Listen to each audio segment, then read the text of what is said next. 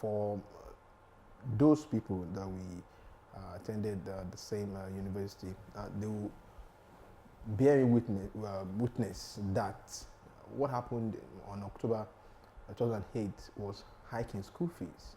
And then I was the editor-in-chief of Union of Campus Journalists. It was not a disruption of peace and tranquility, as the Nigerian Law School is painting to the whole world that I was involved in the disruption of peace and tranquility, and that made them to always want to pounce on me that because of what happened in the university. What happened in the university was basically hike in school fees, where over 20,000 students protested that the university authorities should reduce the fee because there was hike at that time.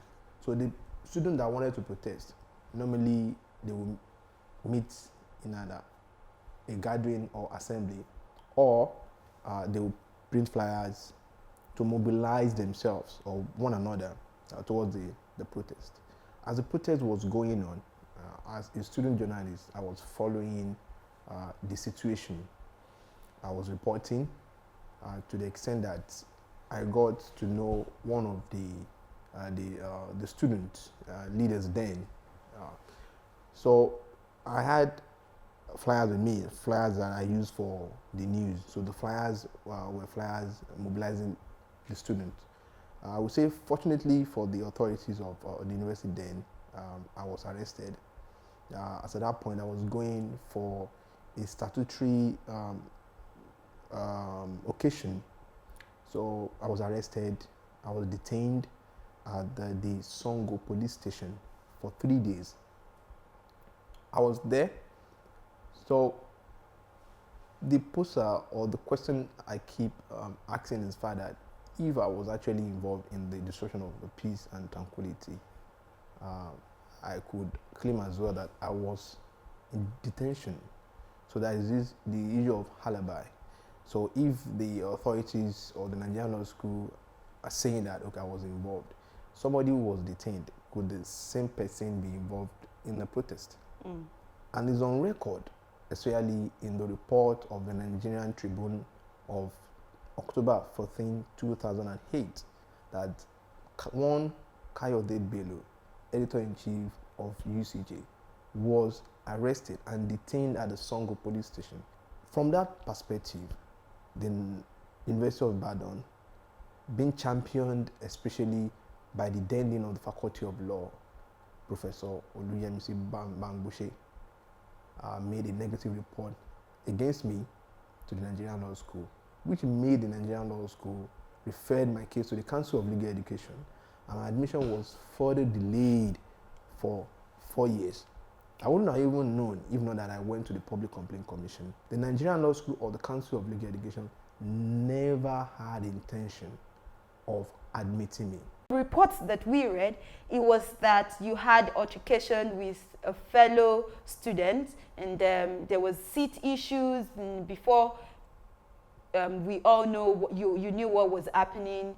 It escalated, and that was the genesis of all these issues. So we want you to actually take it from that part. Okay, thank you very much. The main reason I had to go a bit to my university was that in the report, the Nigerian Law School or the Council of Legal Education said that my disruptive nature, according to them, before, during, and after the seat reservation. So, but now, on the seat reservation, what really happened that very day was that I went to class that was, let me say, an empty seat, which later I discovered that it was reserved. So if a seat is reserved, it's as good as being empty. We are 1,800 in the class. So seats, I mean, most times are issues. I mean, usually for us, even several times that there will have been altercations in class, argument over who first came, who was sitting in that particular seat. Because at times, students might stand up, they might go elsewhere. Or what happened that day, which I knew was what happened was that that seat was reserved because there was a student in the person of Chidima Akam. She was already sitting somewhere comfortably. So she put her book in books in about 2 or 3 seats. So I only occupied one of the seats. What I told her was that she should not be the one fighting over the seat. It should be the person that actually, according to her, owned that particular seat that should be fighting that, okay, this is my seat. I only went to the toilet or so. But it was said that you already had a seat and then you left your seat and went to the other person's seat to take over the seat. No, that was not what happened. One thing is, in the class, there could be other empty seats. So I might sit anywhere. So that day, I sat there. And what they told us in class that if that particular student does not come within so period of time, that it shows that that seat is empty or reserved. Or perhaps if the person is coming from the toilet, we will know that, okay, that person actually went to the toilet. But if you are not coming from, let's say, outside, it showed that maybe you were just coming from home. And in the case that you are also carrying your own bag, your things, that the only thing that can be seen on that particular seat is just books or belongings of a student that had already been in that class. So that's what happened then. The student used her own book to reserve seats. There were two. I discovered that there were 2 ladies. So I occupied one. So when she came around, she was not even dragging with me. It was the person that actually sat in her own seat comfortably. That reserved the seat that actually stood up. So it was not that she went to toilet. She was already there. So she now said that I must stand up from that seat because our friends had arrived. So I now said that, okay, it should not even be you. I know that this seat was reserved for your friend. So when the issue went on, she knew that I would not stand up. One of the security personnel got to know. But when the security personnel, it was not even Mr. Akinyemi as at that point in time. Mr. Akinyemi was in the studio trying to solve other matters. One of the matters that I discovered that Mr. Akinyemi was solving was the issue on seat reservation. So when he discovered that matter could not be solved as at that point, he took both of us to Mr. Akinyemi, who was in the studio. So when we got to the studio, the man that came was explaining.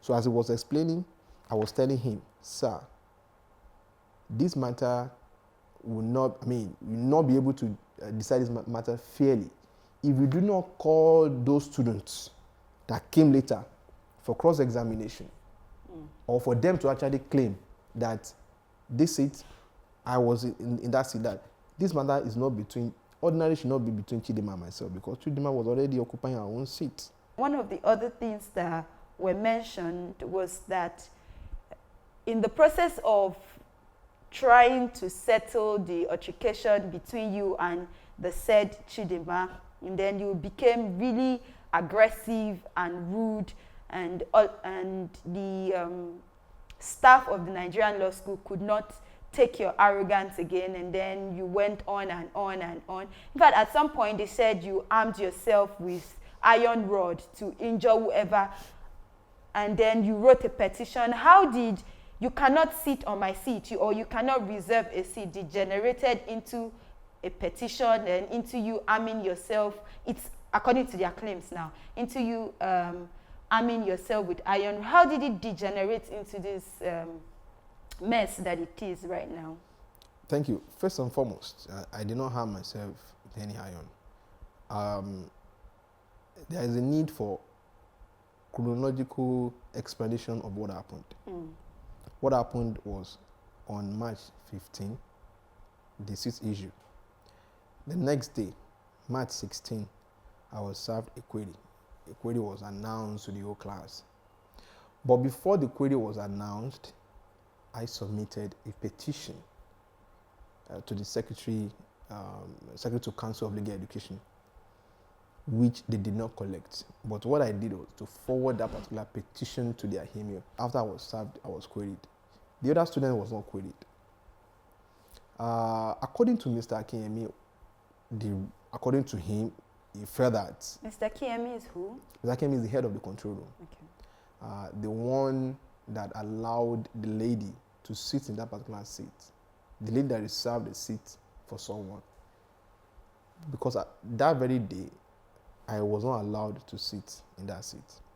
That very day, March 15, Mr. Akemi collected my registration slip when he got to know that I had reported to the chief security officer what happened. And I sent a message to the chief security officer about what was going on. I called the chief security officer, but he said I was not on campus. But whenever he's around, the matter will be resolved. But he said that I should go and talk to a marshal at the entrance, which I did. Calling of the CSO, who is Mr. Ogumboyo, sending message to him, all this came up after Mr. Akemi did not give me fair hearing over the seat issue. Okay. So the person is sent to resolve the issue. He could not resolve the matter. He took us to him. So when we got to him, he was explaining for Chidima, but I said that the matter will not be fairly dealt with if we do not call those two students that seats were reserved for. He did not give me fair hearing on that. Immediately he finished talking. What Mr. Akemi said was that we should go on. He said, angrily, he said, go and look for seats, go and look for seats, go and look for seats. I went back to Mr. Akemi that the person that reserved the seat had occupied that particular seat. He angrily turned against me that, what do you mean? What do you mean? I said you should go and look for seats. But the class is already filled up. Where is any seat? We are 1,800 in the class. As at that point, the person I went to report to was the CSO to help wade into the matter. So when he got to know that I had reported to the chief security officer, he became angry. Now, why do you have to report to the chief security officer? Excuse me. Then he collected my registration slip. He even emulated me. He followed me to where I kept my registration slip, which of course was in my bag, and it was where I sat. So the Chidima, the student around, were like, oh, look at him. The man had said that he should forfeit his seat. He even told Chidima that whether she was wrong or right, she should stay there. And the class was about starting. I reported to Mrs. Jemialu. If you can make further findings. What Mrs. Jemialu said, the main lecturer for that day, what she said was that I should leave the issue, that I should come to the front. I gently occupied that particular seat in the front. But after the first half of the class, I went to her that my slip had been collected. And that particular registration slip, I would need it for other purposes. So it was that time that she now felt that Mr. Akemi, who had collected my slip, should be called for his own side of the story. I told her that the way Mr. Akemi dealt with the issue was wrong and unfair. She even asked me if I want to take up the matter administratively. I can. When they called Mr. Akemi said that already the matter had been taken to the student affairs. So it was at that point that I felt that from the seat reservation, collection of sleep, to taking my matter to the student affairs, what's really going on? I further spoke with Dr. Oloonani, and then I told him that, okay, if that is the case, I would also write a petition about what transpired in the class, so that it will not be from his own side that will be giving his own accounts. They will look at my own petition, which I have copy here. Also, one of the very germane things that you probably need to address is that the Nigerian Law School also claimed that when you did your extension or internship, that your employer had a very bad report about you and your service term in the firm. How true is that also? I will start by showing a copy of the complaint I made myself to the NBA, the General Secretary of the NBA, dated June 29, 2017. Then I followed it up. I still wrote another, just for reminder, this is it. This one was written July 02, 2017. Why am I showing this? Is because of the fact that the person who was to sign my logbook suddenly flared up that she would not be signing my logbook anymore. Okay. And I felt that, okay, what's going on? I called the attention of a senior partner. She could not resolve the matter. She spoke with me. She spoke with her as well. I even spoke with there is a lecturer, Mrs. Tali Idum, of the Nigerian Law School, about this issue, because she is the head of the professional ethics and skills. And the issue of externship is somehow embedded in professional ethics and skills. So she promised to speak with the school authorities on my behalf about what I was experiencing. She did, and she came back to me, and then she said that, okay, she will see what could be done. Meanwhile, before we went on externship, the issue of seat reservation, query, and victimization, removal of my door, eviction, they were already on. So I felt that if I had gone to the school to report that, directly to the Director General, they would not listen to me, and of which my petition to them was never responded. I was not even given accommodation, campus. This is the copy of the courier. I courier them my application for accommodation. They never replied, and I copied the Public Complaint Commission. You see the date. The date is there. Let's get this straight. So why I'm tendering, I'm trying to lay this foundation is the fact that all these things were going on at the level of my law firm. I reported to the school. Okay. So I felt that, okay, the next person or the most appropriate authorities I could report to would be the NBA, the Nigerian Bar Association. Why did I do that? On the logbook given to us by the Nigerian Law School for the externship, it is stated there that if you have any challenge, you can either report to the NBA chairman or we report to the school so that we can be reposted. So I went to the NBA, I petitioned the NBA about what was going on.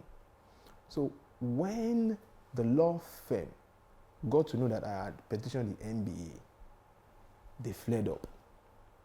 I love to make this clear that there was no complaint against me while I was there. I was there for like 4 months. The issue of the law firm making a negative report against me, I would say that when I saw the statement by the Nigerian Law School, the Council of Legal Education, they did not say, this is what I did. This is what he did. Somebody I don't like can say, oh, you're not fit and proper. But why are you saying the person is not fit and proper? Okay. Then finally, sorry. All right. Okay. The issue of any report from the law firm or the court is a two-sided thing. Why did I say that? There will be a report from the employer, the law firm, and the student. That's how it is. But it is very unfair for the Nigerian Law School to have listened or concluded by getting reports from my law firm and stating that they did not receive my own report about the law firm. What happened? Your law firm wrote to the Nigerian Law School or wrote to Abuja campus, and your side of the story was not considered. But you initially said you had petitioned the Nigerian Law School. I can't really marry that. Okay. I petitioned the NBA. Okay. I saw Mrs. Stanley Udu. Okay. So when my law firm got to know that I had written the MBA, it flared up that why should I go to the MBA? Okay. But in our law book, it is stated that we can either go to the MBA or go to the school. I went to the school. I spoke with Mrs. Stanley Udu, but I wrote the MBA in writing for record purpose that I lodged a complaint. Okay. So I expected the MBA to actually look into the matter, which they did, in all fairness. They called me. Okay. So they contacted another law firm, the vice chairman of the MBA. That was even when I got to know that the Abuja branch of the MBA, they are having leadership crisis. So they contacted the vice chairman on my behalf. So I finished my law firm attachment with the vice chairman of the Abuja branch, Okay. who gave me his own confidential report. I still have the confidential report with me. So I thought that after resumption, that's what we call portfolio assessment. All students will have to give account of what they've learned at the court, the law firm. Okay, I will say my own side. I will give them the sealed confidential report, and I will give them my own report about what happened. And I will as well submit the full voice transcript of how I was dealt with in a very degrading manner at the law firm. And what I discovered, what I was told by the principal of the principal partner, was that he got a news from the Nigerian Law School that I was troublesome, that I was an alluter person, that he wanted to hear from me. And I told him that whatever they might have told him had been lies and deception, but I was not surprised anyway. So the principal partner is not always around. That's what I really want to clarify. So if the principal partner had signed any document against me, it's questionable. I say it boldly that Professor Peter Akpe, the principal partner of that law firm, is not always around. Even when he got to know the issue, he was on phone that I called him. He was away. But there was a senior partner that I informed about what happened. Okay. But because she could not resolve the matter, then the next point of call was for me to go to the MBA or the school, which I did, both. I also noticed that some years back, you fell out with the Vice Chancellor then, Professor Isaac Adewale, who's now the Minister of Health in Nigeria. And this started, in fact, when he was appointed, you wrote a petition to say that he should not. So why do you always feel that you should write against people or about people, or why do you always make it about people and not the issue? Thank you very much. First and foremost, I would say you've already concluded. But no, I'm asking it. I said, okay, why do you make it about the people and not the issues? I've not made any conclusions here. Okay. I just really want to know what's your pushing energy is, what your motivation is, or what your intentions are for doing all that. I have not said what you're doing are wrong or is wrong. I just want to know what the intentions are. Why I say that you've already concluded, in a way, it was not indicting you or accusing you. I was saying that because does it mean that it is every time that it has always been about the people? Okay. Apart from that, issues will come up. The people that cause issues are humans. They are not spirits. I am not perfect. I say this a lot. But when it comes to the question of right, justice, if an individual is treating me unjustly, and my rights have been trampled upon, and that person is still in position, who do I address? I will not address another person who is on the streets, another man who does not know what's going on. I will address the person who had caused it. And pari passu, I will address the issue as well. I do not forget the fact that when I said what happened, and you also said what happened in Nigerian Law School, I said seat reservation. The issue of seat reservation actually caused this. And the issue of inadequate facilities caused this. These are issues. But who actually brought about all these issues? There are people who can call public officers, people who have been given such responsibility to provide these facilities, the people who are at the finance that collected money from us. So the fact is that it has not always been about people. For me, it has always been about the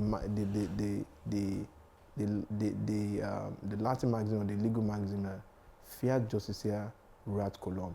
Let there be justice, even if heaven falls. Has there been justice in this case? No.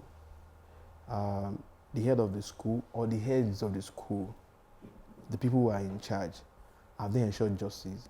No. Mr. Kemi did not ensure justice. If he had resolved the matter amicably, I mean, today we will not be talking about fighting over the seat. Do you think that what happened and how you've handled it couldn't have been handled a better way? This is where I'm driving at. Seat issue, and now you've been expelled. Couldn't you have just waited, have your certificate, and then you now have power to fight these authorities? But when you weigh the effects against the consequences, it doesn't just add up. Somebody sat on your seat, or you sat on somebody's seat, and now you're expelled. One thing is that there was a seat reservation issue. Then there were other issues that happened, basically. And when those issues happened, part of what happened was eviction from the room, victimization. Policemen came to my room middle of the night, and I was told to leave. There were threats in the open class. I have this saying that there is no better time to fight an injustice than that time it occurs. Do you know why? It is simple. Because in 2008, that I was arrested and detained, I thought there would be justice. I thought that the school authorities, by arresting me, would do further investigations. But I was detained. When I even came back, when the student asked me, "Hope you were released unconditionally," I said, "Yes, I was released unconditionally." But later found out that I was released conditionally. 3 weeks later, I faced panel. From 2008 to 2010, one panel to the other. And one of the messages I have as text message was complaining to the CSO. So for me, as it happened, I took necessary steps to ensure amicable resolution. To wrap it up, I will say that most people will say that graduate, finish, come back and fight. The question is, most of the lawyers that have been to the campuses, maybe Lagos, and have seen the property or the facility dilapidated, and many of them have come back to fight for us.